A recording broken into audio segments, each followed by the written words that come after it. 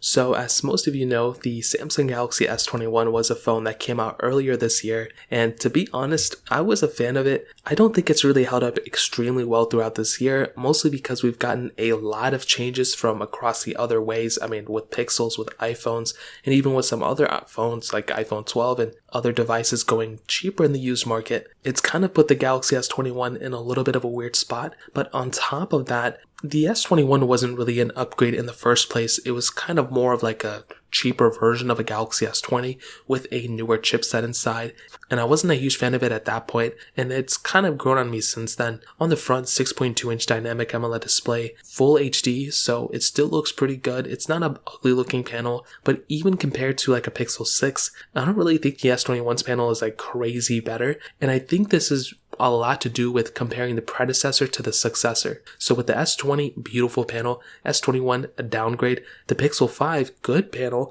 the Pixel 6, a better panel, but between the Pixel 6 and S21, I kind of do think the Pixel 6 may have a better display even though it doesn't have a 120Hz, that is a 90Hz panel. Now USB Type-C port on this thing, plastic back, which is another thing that just doesn't make any sense to me at all. How a huge manufacturer like Samsung can go and like push something out like this doesn't make any sense to me. Of course, with the S21 Plus and S21 Ultra, a little bit better build quality, but at this point I wasn't a fan of it, and I do think as other manufacturers increase their build quality, like Pixels for example, even like OnePlus, we see Samsung going the opposite way, which is very strange. Now we do have that triple camera setup on the back, which still holds up extremely well, a wide telephoto and ultra wide lenses. You can do 8K video capability, and I will tell you, the camera on this thing is beautiful still, even compared to other phones that have came out since then. They really don't compare. You know, Samsung, one thing's for sure, even if their build quality is starting to go down a little bit, their camera quality is up there forever, and it is one of my favorite build qualities of all time. It still feels extremely good.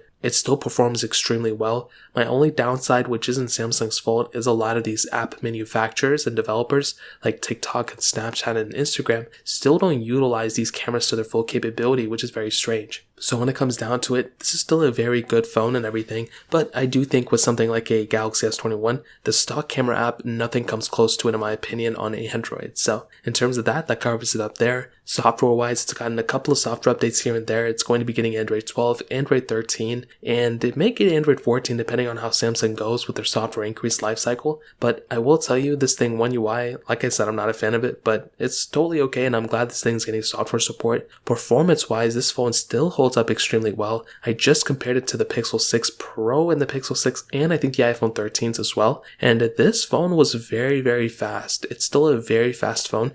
I still think the iPhones are smoother, but this device is a very fast phone. If you want a device that's going to take you from point A to point B, this is a very fast device, and it is one of my favorite, reasons of picking up a Samsung is because they are just blazing fast. They're not the smoothest, but they are definitely one of the fastest phones out there. And even battery wise, it still holds up very well. 4000 mAh battery, reverse wireless charging, standard wireless charging as well. And I still think that's one of the better things about this phone. You have a lot of capability there when it comes down to the battery standpoint. So I think overall this phone holds up pretty well. I don't think it's necessarily the phone that, it's to die for or anything like that. I think the Galaxy S20 really just surprised me, and I had such high hopes for the S21, and I just wish, Samsung could put a better panel on this thing. I wish they could put, a glass back on this thing as well, and they took out that micro SD card slot, which was another thing. So it seems like I was kind of sad when it first came out, and since then we really haven't heard too much news about this phone. I would have loved to see the Galaxy Note this year as well, but it is what it is. There's nothing we can do about it. So